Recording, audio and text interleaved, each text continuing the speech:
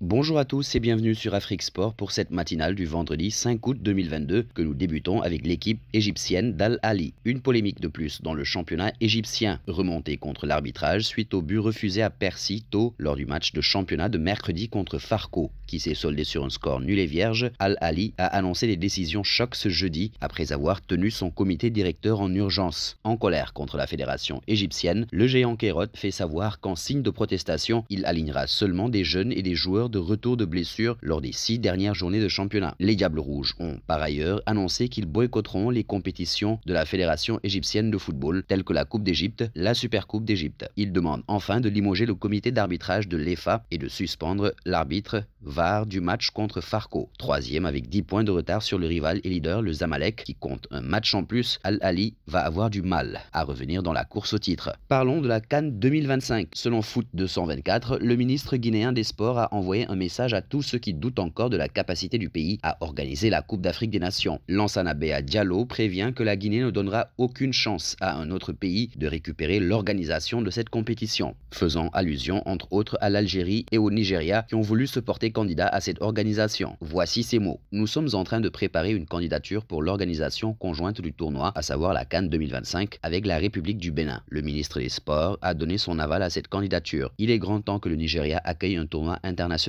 car l'organisation de telles compétitions présente de nombreux avantages. Un mot de mercato avec Denis Bouanga. Les discussions bloquées entre les deux clubs sur le montant du transfert. Le club américain a transmis plusieurs offres, la plus haute étant à 3,5 millions d'euros. Trop bas pour les Verts qui espéraient 5 millions d'euros de la part de Los Angeles pour pouvoir dire oui au départ de Denis Bouanga. Finalement, l'effort a bien eu lieu. Un accord a été trouvé en cette fin de journée entre l'AS Saint-Étienne et les Los Angeles FC. Denis Bouanga va partir pour la MLS. L'international gabonais va s'engager pour un contrat de 4 ans et demi et donner un nouvel élan à sa carrière, lui qui n'a connu que les championnats de France jusqu'à présent, à savoir la nationale, la Ligue 2 et la Ligue 1. Courtisé en France, notamment par le LOSC, comme à l'étranger, en Allemagne notamment, Denis Bouanga attendait d'autres propositions. S'il n'a pas fermé la porte à la MLS, il envisageait d'abord une aventure européenne. Un passage au Barça. Xavi aurait décidé de conserver Pierre-Emerick Aubameyang ce mercato. Le coach du Barça compterait sur lui pour cette saison. Pierre-Emerick Aubameyang figurerait sur les tablettes de Chelsea. Pour autant, le club londonien ne devrait pas parvenir à s'attacher ses services. Selon les renseignements obtenus par le quotidien Sport, Xavi n'envisage pas le départ de l'ancien joueur d'Arsenal. Le technicien verrait en lui un très bon complément pour Robert Lewandowski. L'international gabonais, qui avait été poussé vers la sortie par les Gunners l'hiver dernier, ne devrait pas non plus valider l'idée d'un départ. Le joueur dispose d'un contrat portant jusqu'en juin 2025. En seconde partie de saison passée, le natif de Laval a inscrit 11 buts en 17 apparitions en Liga. Filons au Paris Saint-Germain. Renato Sanchez au PSG, c'est officiel. Après de longues semaines de négociations, le club de la capitale française ajoute un nouveau milieu de terrain à son effectif. C'était l'un des dossiers prioritaires de Luis Campos et de la direction parisienne. Si ce transfert a mis du temps à aboutir, c'est parce que le dirigeant portugais tenait absolument à baisser le prix du transfert. Selon les informations du Parisien, le montant du transfert s'élève à 10 millions d'euros, assorti de 3 millions d'euros de bonus. Un montant nettement inférieur aux 15 millions d'euros demandés par le LOSC. Le joueur de 24 ans a signé un contrat de 5 ans, soit jusqu'au 30 juin 2027. Officialisé aujourd'hui, Renato Sanchez arrive juste avant le début du championnat, même s'il y a une faible probabilité de le voir jouer, face à Clermont ce samedi.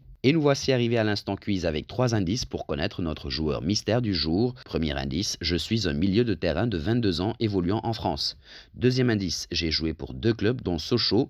Et troisième indice, j'ai la particularité de pouvoir jouer pour 3 pays. Qui suis-je? Vos réponses seront attendues en commentaire. Et malheureusement pour la matinale de ce jeudi, personne n'a trouvé le joueur mystère. Il s'agissait de Corentin Tolisso.